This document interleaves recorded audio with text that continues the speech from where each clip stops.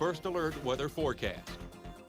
Well, up until the last hour here in Eau Claire, we've been enjoying a mix of sun and clouds this afternoon. Temperatures were getting back into the low 80s, and then all of a sudden the sky gave way to some rain. Had a weak thunderstorm pass on through, dropped a little over 1/10 of an inch rain here at the station, and now we're seeing that move away.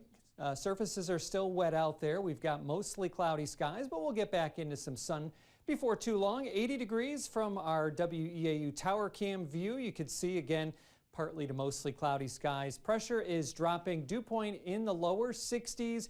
It's been a little bit muggy out there, but certainly tolerable. As we look across the entire state, most places are not seeing rain. A couple of showers exiting into Lake Michigan, a couple of skirting way up to the north, and then here's this one cell that popped up right around the Elk Mound area and then rode along I-94, now heading down towards the Fairchild area and moving away. Not a severe storm, just giving us a bit of rain, and we could see one or two more of those develop this evening in the area.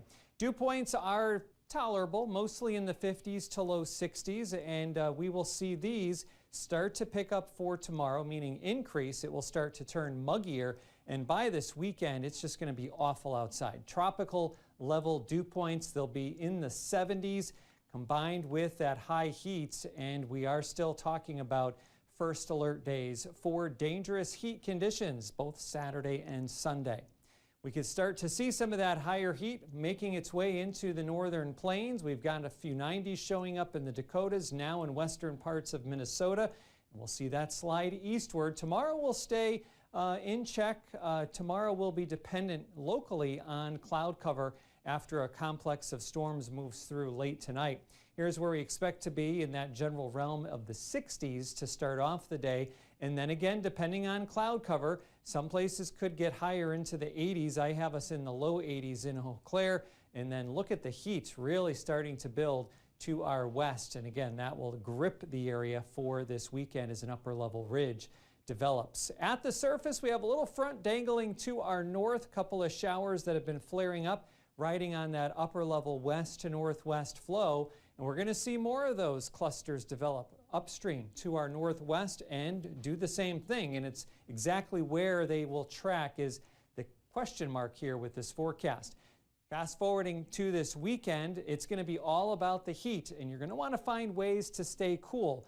Heading now into early summer with the summer solstice tomorrow. Well, this first weekend of summer is going to be hot. We are talking about extreme heat watches still in effect for many counties in our area, and even an extreme heat warning from Polk, St. Croix, Pierce over to the Twin Cities.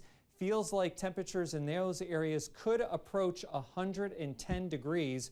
In the watch area, it's going to feel like 100 to 105.